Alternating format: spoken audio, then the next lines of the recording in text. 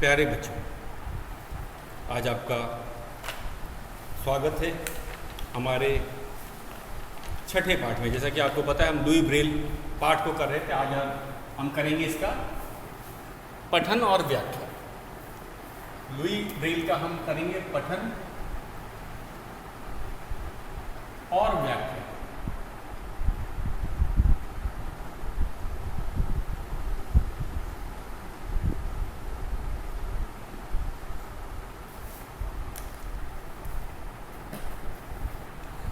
तो शुरुआत करते हैं हम छठे पाठ से। आपको पता है, हमने शुरुआत कर दी थी इसकी। हमने दुर्घटना के बारे में बताया था। लुई ब्रेल जो था, जब वो 3 वर्ष का था तो अपने पिता के कार्यशाला में चला गया। जैसा कि अबोध 3 वर्ष के जो बच्चे होते हैं उन्हें ज्ञान नहीं होता है, अबोध होते हैं। अबोध का अर्थ होता है जिसे बोध या ज्ञान न हो। और उसने जो औजार थे, जो पिताजी ने जो औजार रखे थे जिनसे वे घोड़े की लगाम और जीन बनाया करते थे, जिसे चमड़े में छेद करने का काम किया करते थे, उन्होंने वो औजार उठा लिया और खेलते खेलते, हम कहेंगे, या फिर वो चमड़े पे कुछ बनाने की कोशिश कर रहे थे, उनका वे संभाल नहीं पाए और औजार उनके आँख में चला गया। आँख से खून आने लगा, आँख में घाव हो गया और परिवार के जब उनकी चीख सुनी तो वे परिवार के सभी सदस्य दौड़े आए, उनका इलाज किया गया और लेकिन फिर भी आँख में इन्फेक्शन फैल चुका। कुछ दिनों के बाद वो इन्फेक्शन बढ़ने लगा और वो दूसरे आँख में भी चला गया। इसके कारण लुई जो थे वे देख नहीं पा रहे थे, उनकी देखने की शक्ति चली गई थी। आँख की रोशनी चला जाना मतलब वे दृष्टि बाधित हो गए थे और वे देख नहीं सकते थे। पिता ने काफ़ी प्रयास किया, वे उसे पेरिस में ले गए। पेरिस के जो नेत्र विशेषज्ञ थे उनकी सलाह ली, लेकिन उन्होंने कहा कि अब तो काफ़ी देर हो चुकी है, अब कुछ किया नहीं जा सकता। और नन्हा लुई जो था वो गंभीर हो गया था, अब वो उतना नटखट न रहा दुर्घटना के बाद, लेकिन उसने हिम्मत नहीं हारी। और लुई के माता पिता भी यही चाहते थे कि वे दूसरों पे आश्रित न रहे, वो कुछ ना कुछ सीखता रहे ताकि उसे दूसरों पर आश्रित न रहना हो। फिर क्या हुआ, पिताजी ने उन्हें चमड़ा पॉलिश करना बताया और वह घर में भी माँ की मदद किया करते थे घर के कामों में। और 6-7 वर्ष की आयु में वे छड़ी की मदद से अपना गांव घूम आते थे। तो एक तरह से ये जो अभ्यास उन्होंने किया छड़ी की मदद से, घर के काम में माँ की मदद करना, पिता के काम में पिता की मदद करना, जैसे चमड़ा रंगने का काम, तो वे कुछ न कुछ सीखते ही गए। अब और पूरे गांव को छड़ी की सहायता से घुमाना भी एक, हम कहेंगे, एक उपलब्धि ही थी किसी 6 या 7 साल के बच्चे के लिए। तभी कुपरे गांव में जो एक नए पादरी आए, उनका नाम था पादरी जैक्विंसन पिलुई। तो जैक्विंसन जो थे, उनकी जब नज़र लुई पर पड़ी तो उन्होंने उसको अपना लिया मतलब वे अब उनके साथ ज़्यादा समय बिताते थे। कभी पेड़ के नीचे वे उन्हें बाइबल की जो धार्मिक शिक्षा दिया करते थे, कभी स्कूल के विषय जैसे कि इतिहास हो गया, विज्ञान हो गया, उनकी शिक्षा दिया करते थे। और संगीत, उन्होंने गीत सुनाए उन्हें। उसके बाद जो पशु पक्षियों के बारे में भी पहचान कराई और संगीत में भी उनका ध्यान पादरी जैक्विंस के कारण ही हुआ। और कुपरे में एक ही गांव था, तो पादरी ने अध्यापक से उनके लिए बात की, उनका दाखिला कराया। वह सामान्य बच्चों के स्कूल का ही था, तो सामान्य बच्चों के साथ वे पढ़ने लगे। शुरू में तो उन्हें काफ़ी संकोच हुआ, लेकिन उनकी प्रतिभा से सभी बच्चे और उनका जो विनम्र स्वभाव था वो सभी को आकर्षित करता था। लेकिन वह जो गांव का स्कूल था वह नेत्र बाधित के लिए नहीं था। तो पादरी जैक्विन्स विलोई ने पेरिस के अंध विद्यालय में उनका दाखिला करवाया। इसमें क्या कहेंगे, वो अपने जैसे बच्चों के साथ, नेत्र बाधित बच्चों के साथ रहते और सीखते थे। तो उन्होंने बहुत ही जल्दी लोगों को प्रभावित किया अपने हुनर से, अपने दक्षता से। यहाँ तक कि पहले वर्ष ही उन्होंने पुरस्कार जीता था अच्छी बुनाई के लिए और चप्पल बनाने के लिए। और शाम को वे संगीत भी सीखा करते थे। संगीत के अलावा उन्होंने वाद्य यंत्रों को, बहुत प्रकार के वाद्य यंत्र बजाने सीख लिए। और लेकिन उन्हें पियानो जो था, वाद्य यंत्रों में पियानो, वो बहुत पसंद आता था। लुई अपने नए स्कूल से बहुत खुश थे, क्योंकि उन्हें जो वे करना चाहते थे वे सब कर पा रहे थे। उनके जो साथी थे उन्हीं की तरह थे, उन्हीं के नेत्र बाधित बच्चों के हिसाब से वहाँ पे पढ़ाई करवाई जाती थी। तो एक तरह से हम कहेंगे वे काफ़ी खुश थे अपने नए स्कूल में आकर। लेकिन उन्हें एक बात बड़ी खटकती थी, बुरी लगती थी। खटकना का अर्थ होता है बुरी लगना, कि नेत्रहीन छात्रों को पढ़ने के लिए जो होती थी किताबें नहीं हुआ करती। तो यहाँ से आज हम पढ़ेंगे, जैसा कि हम जानते ही हैं। किंतु एक बात लुई को बहुत खटकती थी कि नेत्रहीन छात्रों को पढ़ने में बहुत मुश्किल होती थी। नेत्रहीन छात्रों के लिए पुस्तकें नहीं थी। दृष्टिहीन के पढ़ पाने के लिए अभी नया शब्द आ गया है, कई पुरानी किताबों में अभी भी दृष्टिहीन लिखा है, दृष्टिबाधित शब्द का प्रयोग किया गया है। तो नेत्रहीन या जो है उसका प्रयोग अब काफ़ी कम कर दिया गया है। अब नया शब्द है दृष्टिबाधित। तो दृष्टिबाधित के पढ़ पाने का केवल एक ही तरीका था, हर अक्षर को कागज़ पर उभार कर छापा जाता था, जिसे छूकर उसे महसूस किया जाता था। लेकिन इस विधि से अक्षर सीखना और पढ़ना बड़ा कठिन था। तो इसको हम लोग एक बार समझ लेते हैं। जैसे कि ये लिपि है, लिपि ये देवनागरी लिपि में हिंदी लिखी जाती है, आपको पता ही है। अगर इसी को उभार दिया जाए, कहा जाए कि अरे भाई एक ही लिपि से बच्चों को पढ़ाया जा सकता है, नेत्रहीन बच्चों को, और इसी को उभार करके पहले लिख दिया जाता था। तो इससे क्या होता था, ये जो खासकर जो ये जो घुमावदार शब्द होते हैं, जैसे ठ, अ, र, खड़ी रेखाएं तो पहचानना बहुत आसान होता है। जो दृष्टिहीन होते हैं छू करके खड़ी रेखाएं पहचान लेते हैं, लेकिन जो घुमावदार जो रेखाएं हैं, जैसे कि अधिकतर शब्द आपको पता है घुमावदार रेखाओं से ही बनते हैं, उनको छू करके पहचानना बड़ा मुश्किल होता था। तो यही बात इसमें लिखी गई है कि हर अक्षर को कागज़ पर उभार कर छापा जाता था। तो सामान्य लोगों की लिपि को ही उन्होंने उभार के रख दिया था कागज़ पर, और उसे छू करके जो दृष्टिबाधित थे वो महसूस कर कर उसे पढ़ा करते थे। तो ये जो विधि था बहुत ही कठिन था, क्योंकि खासकर जो घुमावदार रेखाएं होती हैं उसको छूने के लिए पूरा उनको हाथ उस पर फेरना पड़ता है, तब जाके वे समझ सकते हैं कि कौन सा अक्षर लिखा है। तो इसको पढ़ना, एक तो सीखना ही बहुत कठिन था, पढ़ना भी कठिन था, और अगर आप सीख भी गए, पढ़ भी गए, तो उसमें जो हम कहेंगे जिस रफ्तार से पढ़ा जा सकता था वो पढ़ना भी बहुत मुश्किल होता, और सीखने में भी काफ़ी कठिनाई होती थी। तो इनके लिए अब उनको समझ आ गया था कि ये जो लिपि है, जो सामान्य लोगों के लिए रोमन लिपि, उस समय वहाँ पे रोमन लिपि चला करती थी, तो वहाँ ये रोमन लिपि में लिखना जो है वो काफ़ी मुश्किल है, जैसे कि छूकर पहचानना काफ़ी मुश्किल है। तो उन्होंने एक ऐसी लिपि की खोज की जिससे कि दृष्टिहीन आसानी से पढ़ सके, समझ सके। और एक बार की घटना है, अब आगे बढ़ते हैं। लुई ने इस समस्या को दूर करने का निश्चय कर लिया। वे सोच भी रहे थे कि हम सामान्य लोगों की लिपि से कैसे छूकर पढ़ सकते हैं, वह तो देखकर पढ़ने के लिए बनी है। तभी 1821 में चार्ल्स बारबियर नामक फ्रांसीसी सज्जन अंध विद्यालय में आए। तो उनके पेरिस के जो अंध विद्यालय थे वहाँ पे एक सज्जन आए, सज्जन मतलब जेंटलमैन, आपको पता है, कोई नाम ना समझे इसको। फ्रांसीसी, फ्रांस के थे, तो फ्रांस के देश के ये थे, फ्रांसीसी थे, फ्रांस के नागरिक हम कह सकते हैं, और उनका नाम था चार्ल्स बारबियर। तो 1821 में वे इनके अंध विद्यालय में आए और उन्होंने बच्चों को अपनी लिपि दिखाई। उन्होंने सैनिकों को रात को अंधेरे में पढ़ने के लिए एक लिपि तैयार की थी।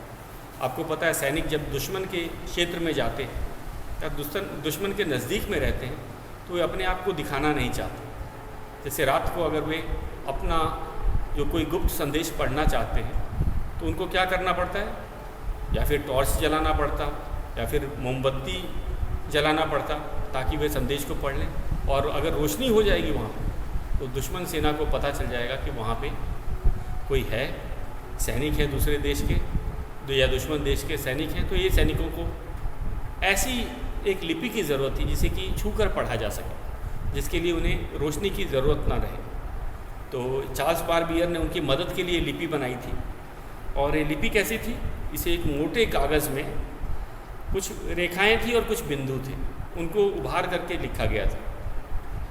अब ये साधारण लोगों की तरह ये लिपि नहीं थी, साधारण लिपि नहीं थी, एक खास लिपि थी। इसमें बिंदुओं को और रेखाओं को, क्योंकि मैंने आपको बताया था कि अभी जो दृष्टिबाधित लोग होते हैं उनको बिंदु छूकर पहचानना ज़्यादा आसान होता है, उनको रेखा छू कर के पहचानना ज़्यादा आसान होता है। अगर वो रेखा सीधी हो, अगर वो रेखा कर्व में हो, घुमावदार हो, तो उसको पहचानना काफ़ी मुश्किल हो जाता है।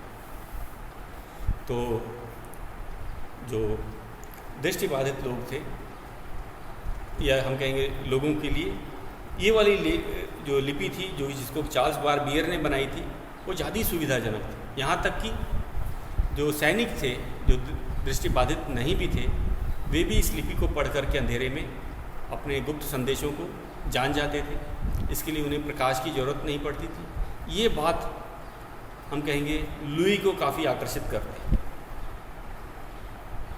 तो उन्होंने महसूस किया कि जब अगर सामान्य जो सैनिक हैं, अगर वे छू करके अपनी जो इस लिपि को अगर पढ़ पा रहे हैं, तो जो दृष्टिबाधित लोग हैं वो तो और आसानी से कर सकते हैं। क्यों? क्योंकि कारण है कि उनकी जो दृष्टिबाधित लोग होते हैं, व्यक्ति होते हैं, उनकी जो छूने की क्षमता ज़्यादा अच्छी होती है। वो छू करके चीज़ों को अच्छी तरह से पहचान सकते हैं। वो छोटी से भी छोटे उभार को भी हाथ से छू करके पता लगा लेते हैं। यहाँ तक कि आपने देखा होगा कि जो करेंसी नोट हैं, भारत के जो करेंसी नोट हैं, उसमें भी चाहे वो 10 रुपये का नोट हो, चाहे 50, 100, 500 या 2000 का, उस पर दृष्टिहीनों के लिए ट्रायंगल, सर्कल, स्क्वायर ये सब बने होते हैं और वे छू करके बता लेते हैं कि कितने का नोट है। और शायद हम लोग छुए भी तो हमें समझ नहीं आएगा, क्योंकि हमारी जो छूने की जो क्षमता है वो काफ़ी कम होती है, छू कर पहचानना। तो वो छोटे से छोटे उभार को भी पकड़ लेते हैं। कौन? दृष्टिबाधित लोग। तो इससे काफ़ी लोग प्रभावित हुए। उन्हें लगा, अरे अगर सामान्य सैनिक अगर जो कि दृष्टिबाधित नहीं, अगर वे भी छू करके इसे पढ़ लेते हैं, तब तो हम लोगों के लिए तो ये बहुत आसान रहेगा। एक तरह से उनको प्रेरणा मिल गई। तो चार्ल्स बारबियर जो उनके फ्रांसीसी सज्जन जो उनके स्कूल में आए थे, उन्होंने एक तरह से उन्हें प्रेरित किया कि जो दृष्टिबाधित लोग होते हैं वे चाहें तो एक ऐसी लिपि बना सकते हैं जिसके द्वारा वह मतलब कि अपने लिए पढ़ने के लिए एक सुविधाजनक लिपि का निर्माण कर सकते हैं। और लुई ने इसे अपनी मंजिल की तरह देखा, क्योंकि लुई भी यही चाहते थे कि भाई तो दृष्टिबाधित हैं उनके लिए एक ऐसी लिपि हो जो सरल हो, आसानी से सीखी जा सके। और उन्हें यही मिल भी गया। तो उन्होंने अपनी खोज और जारी रखी। फिर क्या किया? लुई जी जान से नई लिपि बनाने में जुट गया। जी जान से जुट जाना मतलब पूरी परिश्रम से। अब वो नई लिपि पे उनका पूरा ध्यान लग गया कि मैं भी इसी तरह का एक लिपि बनाता हूँ, जिससे कि जो दृष्टिबाधित लोग हैं वे करें। लुई ने मोटे कागज़ पर 6 बिंदुओं का एक नमूना पेंसिल से बनाया, बिल्कुल उसी तरह जैसे लूडो के पासे की सतह पर होता है। तो उन्होंने एक मोटा कागज़ लिया, उस पर जैसे लूडो के पास में जो 6 बिंदु होते हैं, आपने देखा होगा लूडो का पासा, वो उसका आकार क्या होता है? स्क्वायर में होता है। इसको हिंदी में वर्ग बोला जाता है, वर्ग की तरह होता है। उसमें 6 बिंदु होते हैं। सबसे ज़्यादा अंक के वाला जो बिंदु होता है वो 6 होता है, और उसको ठीक इसी तरह लिखा जाता है। 3-3 की 2 सूची होती है। ये सब बच्चों ने देखा भी है।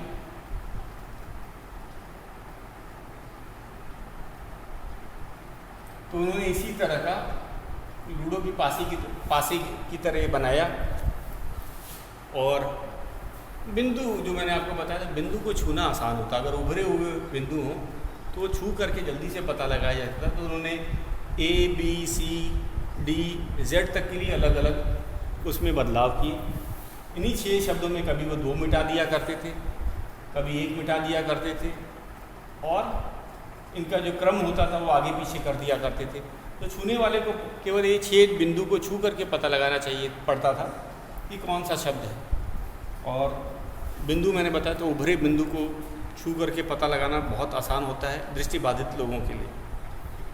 तो उन्होंने यही नमूना बनाया लूडो के पासे की सतह की तरह जो था। फिर उन बिंदुओं को उभार कर वर्णमाला के प्रत्येक अक्षर का नमूना तैयार कर लिया। अब हर के लिए, जैसे A के लिए अलग बना लिया, B के लिए अलग बना लिया, C के लिए अलग कर दिया, तो 26 अंग्रेज़ी में आपको पता है ये 26 अक्षर होते हैं, अल्फ़ाबेट बोलते हैं। उन सब के लिए ये बना लिया। और गिनती के लिए भी, गिनती के लिए 0 से लेकर 0 से लेकर 9 तक उनके लिए भी ये बना लिए निशान। और इससे क्या हो गया, अब जब वे पंक्ति यहाँ पढ़ते थे तो छूना आसान था, बिंदु पहचानना बहुत आसान होता है दृष्टिबाधित लोगों के लिए। और उन्हें पता है कि इस 6 बिंदुओं में से हमें कौन सा बिंदु किस शब्द के लिए बनाया हुआ है, कहाँ से हटा दिया जाए तो कौन सा शब्द बन जाएगा। तो ये बहुत आसान तरीका हो गया। अब उन्हें घुमावदार रेखा और आड़ी तिरछी रेखा, या हम कहेंगे जो कर्व वाली रेखाओं को छूने की अब कोई आवश्यकता नहीं, उसमें बहुत समय लगता है पहचानने में, तो ये ज़्यादा आसान हो गया। फिर वो जो उन्होंने जो नमूना तैयार किया, ये इसको और विकसित किया। और लुई की खुशी का ठिकाना नहीं था, क्योंकि एक तरह से उन्होंने बहुत ही ये आसान विधि से ब्रेल लिपि बना ली थी। और इस लिपि का नाम क्या रखा गया, ब्रेल। क्यों? क्योंकि ब्रेल द्वारा ही बनाई गई थी। और आज भी ब्रेल को सम्मान देने के लिए इस लिपि का नाम भी ब्रेल पे ही रखा गया है, ब्रेल लिपि ही कहा जाता है। क्योंकि वो जो परिश्रम ब्रेल ने किया था और उन्होंने इस लिपि का आविष्कार किया था, तो उनको सम्मान देने के लिए लिपि का नाम ही ब्रेल लिपि रख दिया, ब्रेल द्वारा बनाई गई लिपि। तो एक बहुत सरल विधि थी और ये विकसित की गई थी लुई ब्रेल द्वारा। और 1829 में लुई ने इस लिपि का प्रकाशन किया। प्रकाशन मतलब जिस तरह किताबें छापी जाती हैं उसी तरह लिपि का वो संसार के सामने उन्होंने रखा पहली बार 1829। इससे क्या हुआ, सभी जो दृष्टिबाधित लोगों थे उन्होंने इसका शायद प्रयोग किया और वो प्रभावित हुए कि ये तो बहुत आसान है। अगर किसी दूसरी भाषा की लिपि की तरह इसको छू करके पढ़ने से ये लिपि जो था ब्रेल द्वारा वो काफ़ी आसान और सरल थी, सीखना समझना और इस्तेमाल करने में भी आसान थी। तो इस कारण से ये काफ़ी प्रसिद्ध भी हुई। जैसे कि हम लिपि की बात करते हैं, जब हर भाषा की अपनी अलग लिपि होती है, लेकिन दृष्टिहीन जो है, संसार के सभी दृष्टिहीन के लिए ब्रेल लिपि ही एक लिपि है। कारण यही है कि पूरे संसार में इसको लोगों ने, हर देश ने अपना लिया है। और ये लिपि सच में इतनी आसान है कि लगभग सभी देश के जो दृष्टिबाधित लोग हैं इसका प्रयोग करते हैं और इसका प्रसार और प्रचार भी लोगों ने खुद ही किया है। आजकल आपने देखा होगा रेलवे स्टेशन पर, एयरपोर्ट पर, मॉल में भी दृष्टिहीन लोगों के लिए, यहाँ तक कि लिफ्ट के जो बटन्स होते हैं, सीट के जो बर्थ होते हैं, उन सब में भी ब्रेल से ही लिखा जा रहा है। तो पूरे संसार द्वारा इसे अपना लिया गया है। बहुत आसान सी विधि है जिसके द्वारा जो दृष्टिहीन जो हैं, या हम कहें दृष्टिबाधित, दृष्टिहीन अब पुराना शब्द हो गया है, दृष्टिबाधित जो हैं वे पढ़ सकते हैं, समझ सकते हैं और लिख सकते हैं। तो ये था हमारा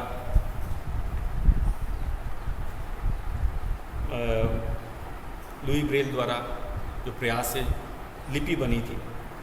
अब इसके बाद भी उन्होंने इस पर सुधार की।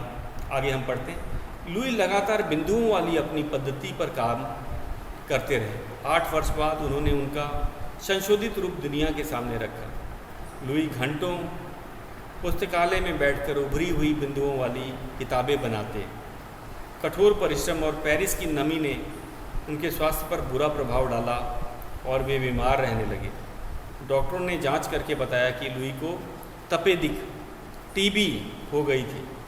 उन दिनों इस बीमारी का कोई इलाज न था, तो उन्होंने इसको और विकसित किया और उसको सरल बनाया। विकसित क्यों किया जाता है? ताकि हम पहले से अच्छा ला सकें। जैसे कि आपके पास इस समय मोबाइल में अपडेट्स आते रहते हैं, तो पुराना वाला से जो नया वाला अपडेट होता है वो ज़्यादा बेहतर होता है। उसी तरह उन्होंने भी इसको संशोधित रूप किया, कुछ संशोधन किए और 8 वर्ष के बाद अपनी जो लिपि थी, ब्रेल लिपि को फिर से दुनिया के सामने रखा। तो पहली बार 1829 में रखा था, फिर 8 वर्ष तक उन्होंने उसमें और कुछ सुधार किया और इसे पूरी दुनिया ने ले लिया। लेकिन अब एक और समस्या पैदा हो गई थी कि किताबें, जो संसार की अच्छी किताबें थी, वे ब्रेल में नहीं थी। अब किताबें अगर ब्रेल में नहीं हो तो भाई दृष्टिबाधित कैसे पढ़ेंगे, ये समस्या आ गई। किताबों की तो कोई कमी नहीं थी, जितनी भी संसार की अच्छी किताबें थी, ब्रेल चाहते थे कि इनका अनुवाद करके, हम कहेंगे उनको ब्रेल लिपि में ही लिखा जाए ताकि लोग उसे समझ सकें, ग्रहण कर सकें, खासकर जो दृष्टिबाधित लोग। तो उन्होंने खुद, उस समय मशीनों का इतना प्रयोग नहीं होता था, उभरे हुए जो ब्रेल के जो अक्षर है, जो बिंदु बनाने के लिए वे खुद पुस्तकालय में बैठकर किताबों का अनुवाद करने के लिए दिन कठोर मेहनत करते थे कि ज़्यादा से ज़्यादा पुस्तकें बना सके ताकि लोग उसे पढ़ सकें। लेकिन बहुत अधिक परिश्रम करने के कारण वे घंटों लाइब्रेरी में बैठ करके ब्रेल में पुस्तकों को लिखा करते थे ताकि जो अन्य लोग हैं वे भी संसार की अच्छी किताबें पढ़ सकें। लेकिन उनके स्वास्थ्य पर इसका बहुत बुरा असर पड़ा और वे धीरे धीरे बीमार रहने लगे। कहते हैं पेरिस की नमी जो थी, वहाँ जो हवा में नमी क्या होती है, जैसे कि बरसात में हम लोग यहाँ पे नमी महसूस करते हैं, तो पेरिस में भी जो नमी थी उसके कारण वे अंधेरे के कमरे में पुस्तकालयों में बैठकर घंटों घंटों बैठ करके पुस्तकों का अनुवाद ब्रेल में किया करते थे ताकि लोग, तो उससे उनके स्वास्थ्य पर बुरा असर पड़ा और उन्हें कौन सी बीमारी हो गई थी? तपेदिक, जिसे टीबी भी कहा जाता है, इंग्लिश में ट्यूबरकुलोसिस कहा जाता है। तो फेफड़े की ये बीमारी होती है और उस समय इसका कोई इलाज न था। तो एक तरह से मान लिया जाता था कि अगर किसी को टीबी हो गई है तो वो बचेगा नहीं, धीरे धीरे वो मर ही जाएगा। और उन्होंने अपने लिपि को प्रसिद्ध करने के लिए और लोगों तक अच्छी किताबें पहुंचाने के लिए ब्रेल में बहुत पुस्तकों का अनुवाद भी कर डाला था। और 1844 में उनकी तबीयत बहुत अधिक ख़राब हो गई। उन्होंने अपनी स्कूल की नौकरी छोड़ दी। लेकिन तब तक जो ब्रेल लिपि थी वो पूरे संसार में जानी मानी लगी थी। लाखों नहीं करोड़ों जो लोग थे, करोड़ों दृष्टिहीन जो संसार में के हैं,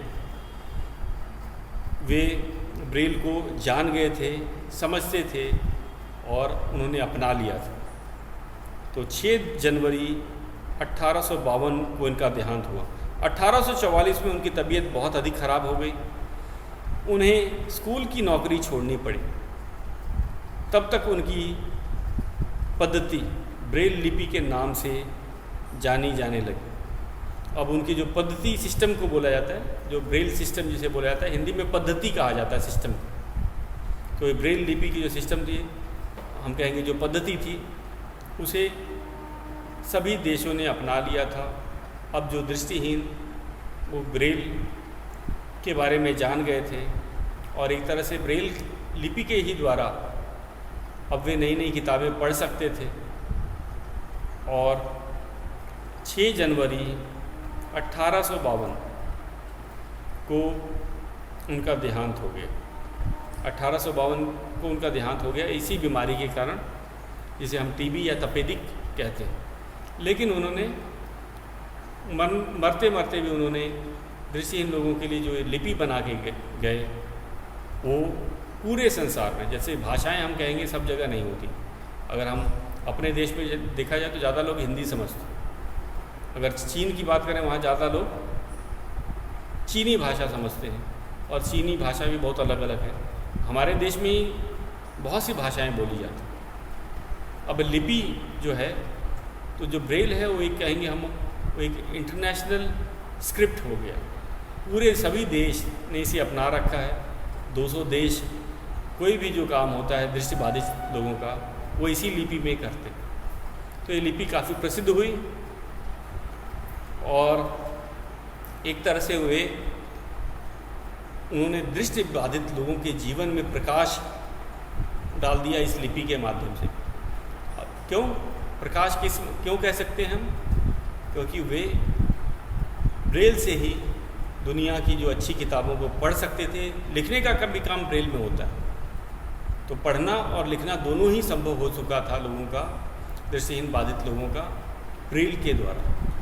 तो उनके लिए तो ये क्या हो गया, उनके जीवन में प्रकाश आ गया। कहते हैं कि जो किताबें हैं हमारे ज्ञान का स्रोत होती हैं। अगर किताबें अगर कोई ना पढ़ पाए, खासकर जो दृष्टिबाधित, तो वो अच्छी बातें और ज्ञान नहीं अर्जित कर सकते। अगला है, धीरे धीरे उनकी पद्धति का सारे संसार में प्रसार हो गया। अब धीरे धीरे हर देश ने उनको अपनाया। कारण अपनाने का ये था कि बहुत सरल, ये 6 बिंदुओं का जो हमने आपको बताया है, इससे अक्षर बनाना, उनको पहचानना, छू करके याद रखना, ये बहुत आसान तरीका है। तो ये इसका जो प्रसार खुद ब खुद हो गया, क्योंकि ये अपनी सरल थी और ये पूरे संसार में ये जो पद्धति थी ये प्रसारित हो गई। और ब्रेल को सम्मान देने के लिए इस लिपि का नाम भी ब्रेल लिपि रखा गया। तो ब्रेल क्या था, ब्रेल लिपि क्यों रखा गया उनका नाम? क्योंकि वो सम्मान देने के लिए उन्हीं के द्वारा ये लिपि का आविष्कार किया गया था, बनाई गई थी। तो सम्मान देने के लिए इस लिपि का नाम ही ब्रेल लिपि रख दिया गया। और अपनी मृत्यु के 6 वर्ष बाद अमेरिका में पहली बार दृष्टिहीन के स्कूल में ब्रेल लिपि में लिखी गई पुस्तकों का प्रयोग हुआ। तो अब अमेरिका में भी 6 वर्ष के बाद, तो हमने देखा कहाँ पेरिस से लेकर ही अमेरिका तक फैल गया। अमेरिका के अब तो संसार के हर देश तक इसकी पहुंच हो गई है। और जैसा कि इसमें लिखा है कि उनकी मृत्यु के 6 वर्ष बाद अमेरिका में भी इस लिपि का काफ़ी पुस्तकें बनाई गई और इनका प्रयोग हुआ। आज दृष्टिहीनता और ब्रेल एक दूसरे के पर्याय बन चुके हैं। कि मतलब अगर कोई व्यक्ति दृष्टिहीन है तो ब्रेल से पढ़ सकता है, ब्रेल का प्रयोग कौन करेगा? दृष्टिहीन करेगा। तो एक दूसरे के पर्याय बन चुके हैं। ब्रेल मतलब अब ब्रेल जो शब्द है या लिपि है, वे किसी के लिए अब अनजानी नहीं रही थी। संसार के सभी 200 देश इसे बड़ी सरलता से अपना चुके थे। और जैसे कि हम कहते हैं कि उनके लिए ये एक अंतर्राष्ट्रीय लिपि बन गई, इंटरनेशनल स्क्रिप्ट हो गया है ब्रेल। हम भाषाएं अलग अलग लिपियों में लिखते हैं अपने देश में ही लिख लीजिए, हमारे कितनी तरह की लिपियां हैं। लेकिन ये संसार में यही एक लिपि अपनी सरलता के कारण, अपनी सुविधाजनक हम कहेंगे प्रयोग के कारण ये प्रसिद्ध हो चुकी है। और दृष्टिहीनता और ब्रेल एक दूसरे के पर्याय बन चुके हैं। जब हम दृष्टिहीन की बात करेंगे तो ब्रेल की बात आ जाएगी, अगर ब्रेल की बात करेंगे तो हम दृष्टिहीन की बात करेंगे। एक दूसरे के पर्याय बन चुके हैं। संसार का हर दृष्टिहीन ब्रेल लिपि के आविष्कार करने वाले लुई ब्रेल को अपना मसीहा मानता है, अपना मसीहा मानता है। तो जो भी हम कहेंगे दृष्टिबाधित व्यक्ति है जो ब्रेल से पढ़ता है, एक तरह से वो अपने ईश्वर के बराबर ब्रेल को मानता है, क्योंकि ब्रेल के इस लिपि के कारण वे आज लिख रहे हैं, पढ़ रहे हैं और नेत्र बाधित होते हुए भी उन्हें किताब का ज्ञान अर्जित है। अपने विचारों को लिखित रूप में ब्रेल के द्वारा भी लोगों तक पहुंचा रहे हैं। तो ये था हमारा पाठ। तो बच्चों, आज आपने इस पाठ का पठन और व्याख्या समझ लिया है। अब आपका आज का गृह कार्य है कि इस पाठ का 2 बार पठन अभ्यास करना है और 2 पेज सुलेख लेखन में और 1 पेज क्लास वर्क नोटबुक में लिखना है। ये आज का आपका गृह कार्य। तो आज के लिए बस इतना ही।